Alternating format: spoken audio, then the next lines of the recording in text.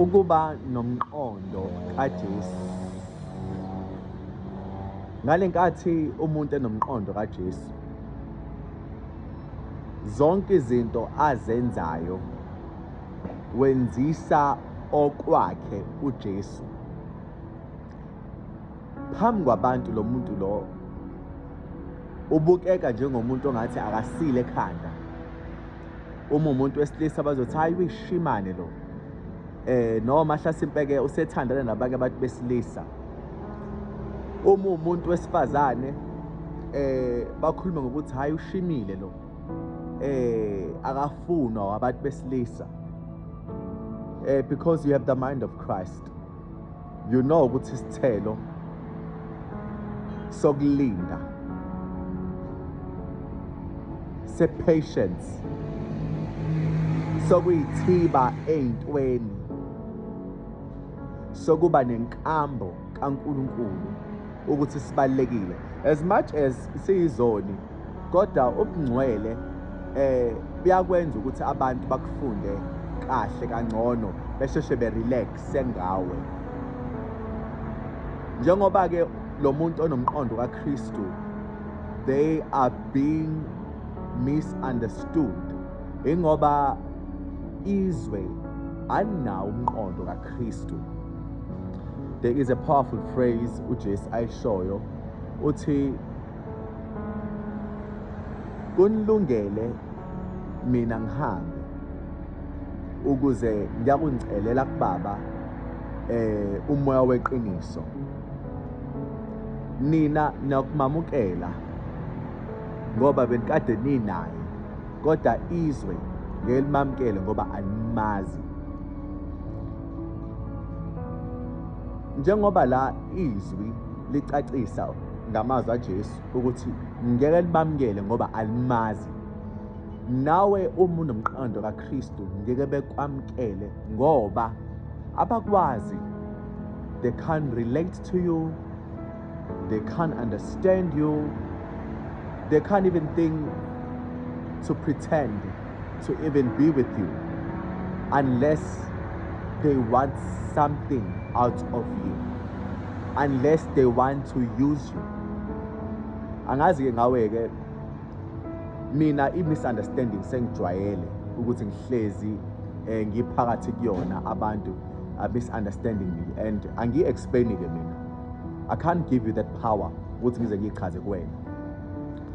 As a result, ngiyababona abantu ukuthi bathi loya muntu loyana unesitephu esihle, kodwa manje uhlanya. Ngiyabezwa noma bekhuluma bekude bele ingilosi yami ibukhali ikwazi ukupick up into ekude nokupick up into efihliwe. Okusho ukuthi uma bekusho konke lokho ngiyabona ukuthi they could see ukuthi uNkulunkulu khona.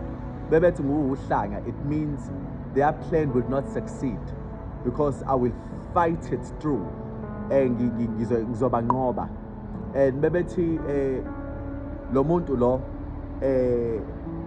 unesitephu esihle ingoba babona umoya ongcwele. Kahle kahle phela mina ngumuntu kahle kahle. Uma ngase umoya ongcwele asuke kubina, kungabonakala ukuthi kuwumuntu. So babona izimpawu zakhe. Nami I'm so grateful ukuthi uNkulunkulu wakhile kumina. As much as nabanye abantwana bakaNkulunkulu uNkulunkulu akhile kubona. Hayi temporarily, wakhile permanently. That means gradually bazombona ey'mpilweni zabo. Hayi ukuthi kumele kuze kube dramatic for them to see ukuthi uNkulunkulu khona kubona.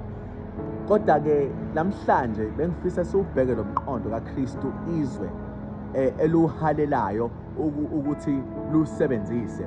Akubheke la umprofeti uJohane ngenxa ukuthi wakhuluma against inkosi yangaleso sikhathi, bathi we can use such a man with a great faith as John ngoba ukwazi ukukhuluma nabantu abakwi-authority ngalolu hlobo. Kusho abantu abavukela imibuso.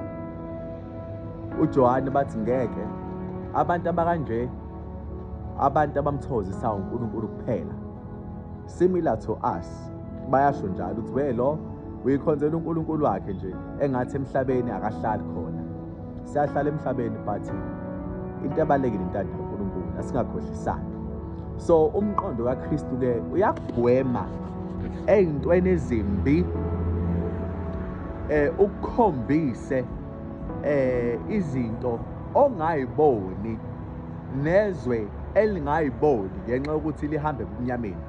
Umqondo kaKristu uke ukukhokhela usendlini ukuthi kwenzeka u-1 no-2 no-3, noma into mayisiyenzekile akutshena athi njengoba umbona e-actor kanje ingoba wena wenza ukuthi unganakile, yingakho esenza ukuthi, noma kukhokhele ngento esazokwenza njengoba wenza kanje, lindela lokhuya. Umqondo kaKristu ukwazi ukubona imuva, uhlole imanje, ubuke nekusasa. If sinawo lo mqondo kaKristu, ukwenza kwethu kuzohluka kunokwezwe. Izinto ezenziwa yithina abantu abaningi bazoyibukisisa, zizogqama ngobani? Thina sihlukile kubona. Alright, let's take for example, sithathe nje umuntu oneminyaka ewu-40. Lo muntu as much as ena-40 usekhulile. Sengisho lo umuntu ezweni uma ekhulile kahle kahle nangomqondo usuhlangene u-40, okusho ukuthi uma umuntu esena-40, uma umbone edlala ney'ngane ezino-6 no-3 ngendlela engekho right, isithombe siba sibi. Kuthiwa lo muntu omdala nje bengeyikhuze lezi y'ngane. Ngempela lo muntu mombuka omdala engayizala lezi y'ngane no-6 no-3, kodwa mbuka udlala nazo. Awubheke-ke thina-ke esinomoya kaJesu, thina siwuNkulunkulu, singoNkulunkulu ngokwethu ngoba sinomoya kaNkulunkulu, sinomqondo kaNkulunkulu, and izwe lona lifana ley'ngane ngoba libona alazi. As much as they could claim ukuthi bayazi babona, they do not really know nor understand what Christ is up to. Nathi sisizwa umoya kaKristu ngoba yiwo owazi umqondo kaNkulunkulu. Uhambe uyothatha kaNkulunkulu mase uyasazisa. Having umqondo kaKristu uyakutshena manje ukuthi no, akumele ngiparticipate kwi-foolishness yezwe, because wena umdala manje masulapho kulabantu uNkulunkulu akhipha kubona, wasiwakukhulisa, ukukhulisa kwakhe enzela ukuthi izinto ezinobungozi usheshe uyibone, uyigweme. Why is it now that you go there? I tell you mina-ke ukuthi umqondo kaJesu uyasiza, futhi abanye bawubuka njengesijeziso. Ngale nkathi umuntu esekholwa, uNkulunkulu esemlungisela impilo yakhe, and lo muntu lo uma esebona ukuthi manje usenesizungu, they start thinking ukuthi at least bekungcono ngisasurrounde abantu. Uma nje ngingase ngithi ngibuyele emuva just to go enjoy, kunga-right. Ukubuyela kwalo muntu emumva uzolimala, because emumva bekade ehamba namadimoni. Lamadimoni bekwenye i-level le kade kuyona operator. Lo muntu manje usefana nemvana, usefana nomuntu obuthakathaka, oyisa ey'mpisini, oyisa emabhubesini. Uma ebuyele emumva for the sake of enjoyment, yena uyayilimaza kakhulu, simply because la mqondo wezwe akasenawo, umqondo wokusurvive, umqondo wokuqhwaga, umqondo wokutshontsha, umqondo wokuhleba, umqondo wobubi. Akasenawo la mqondo, akasa-operate kuwona ngoba leya moya eyayimngenile uNkulunkulu usayikhipha, wenza ukuthi emzini ngalo ube clean, ahlalisane naye. So if yalaphaya uzofa lo muntu lo. ngoba okokuqala bazomshaya ngezinto zabo bem-isolate uNkulunkulu. Okwesibili uzowa ngoba phela isona strategy saSathane, uyakuheha ukuze uzoya kuyena mase yakushaya mase uyawa. Ngizophinda futhi ngoba ngididekanga. Istrategy saSathane uyakuheha mase yakushaya mase uyawa. Okusho ukuthi uma ukholwa uthi abantu bakhe abakuzibe bengaku-entertain. Ngale nkathi bekuziba uzozizwa unesizungu wena mase uyaqala uyaba-approacha, uyabancenga ukuthi bebuye. And iyona ndlela le yokukushaya ukuthi uma sekusondelile, may it be kusondela ngobungani noma ngokuthandana lokho okuromantic, noma yibuphi-ke ubuqili enihlangana ngabo, bazokushaya labantu lapho and uzowa. Okuyinto noNkulunkulu ayikhuluma wathi,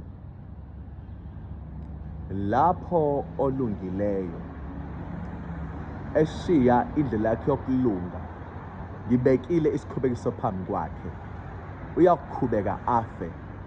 Uma umuntu olungile esenza okubi, ukulunga kwakhe ngeke kusamsiza. Nako konke okuhle akwenzile okuyimisebenzi yakhe iyakukhohlakala. Uma ningamxwayisi igazi lakhe ngiyakulibuza kunina. So if wena njengomuntu onomqondo kaJesu usufuna manje ukuyoyimixa nababi, wena uzokhubeka mase uyafa. Yinto ade ngiyisho lento le ukuthi uyakudoba akushaye mase uyawa. Njengoba la uSathane efuna ukukhuba, ucabanga ukuthi kumnandi ukubona abantu beshawa izinto wena uhamba nje as if it's nobody's business. Awukho mnandi. Ngeke ngivuke ekuseni bekade kuyisonto noma komgqibelo ngemsebenzini, kunabantu abakhathele, kunabantu abalahlekelwa amafoni abo, kunabantu abenze ukungcola ngemizimba yabo, abathi uma bengibona bethi hey la muntu wadalwa nobuhle bakhe. Bedlala ngesikhathi, angidalanga nalobuhle lobe nginabo, ubuhle bekaJesu lobo. Mina bekade ngumuntu ntuntuntu, kodwa umoya kaNkulunkulu wangifundisa ukuhamba nami ngawuthobela. Manje nabo sebebona sengathi mina lo owazalwe nje, kanti cha, angizalwanga nginje. Ingoba nami ngiyamlalela uNkulunkulu lo ngiholayo.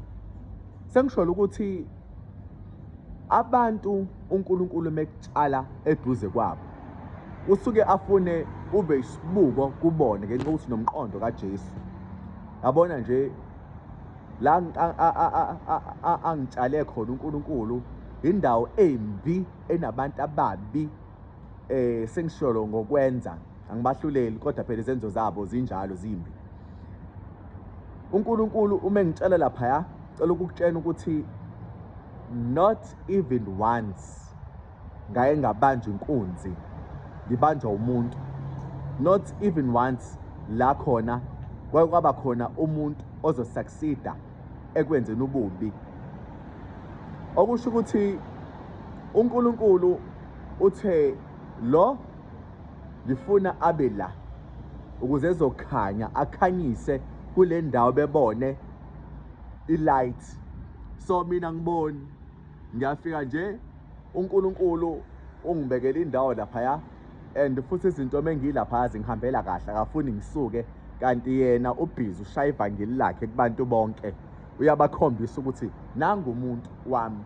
So umqondo kaJesu ke uyakusebenzela ngoba eyintweni kaNkulunkulu uyakwazi ukuba linked kuzona noma ukuba aligned kuzona, ngoba lo oweza umqondo uyakususa uNkulunkulu ngenxa yobubi. uNkulunkulu uyayifihla emehlweni akho ukuze wena ungamboni, uyitshena ukuthi njengoba wona akekho uNkulunkulu, kanti uNkulunkulu usuke khona. Izinto lezo zenzayo ezenza ukuthi ayifihle emehlweni akho. Kubalulekile ukuthi lo mqondo kaJesu lo uNkulunkulu afuna sibe nawo, kumele sibe nawo vele ekugcineni ukuze sizokwazi ukuphila kulelizwe, ngoba uma singenawo umqondo kaKristu ngeke sikwazi ukuma. Umpostoli kunesizathu athi funani okwaphezulu, la khona uKristu Jesu ehleli ngakwesokunene. Ngalenkathi umpostoli esho njalo uthi asewufune lo mqondo. Umqondo kaJesu njani? Wayecabanga nje intando kaNkulunkulu. Intando kaNkulunkulu ebalekile kuyena. Okusho ukuthi nakuthina lo mqondo fanele sibe nawo. Kube intando kaNkulunkulu ebalekile. Okwaphezulu kuphi? Kuhambisana nentando kaNkulunkulu, ngoba phela asiyibekanga emhlabeni ngokwethu. Thina sibuka imoto, sibuka imizi, sibuka izinto ezinhle mase sayifuna. Kodwa ke kunento powerful ize lisho, funani ukulunga kaNkulunkulu nomusa wakhe, noma umbuso kaNkulunkulu nokulunga kwakhe, konke ukuyonezela. Ngalenkathi uNkulunkulu egcwele kuwena, izinto zisondela zona njengomayibuthe. Ngoba lo mqondo nawo, umqondo kaJesu ke iwona abanamandla la emhlabeni, banamandla ngenxa yawo. Abanothile emhlabeni banothe ngenxa yawo. Abahlaniphile emhlabeni bahlaniphe ngenxa yawo. Umqondo kaJesu ukuhlanipha nezwe lasisekelwa ngawo.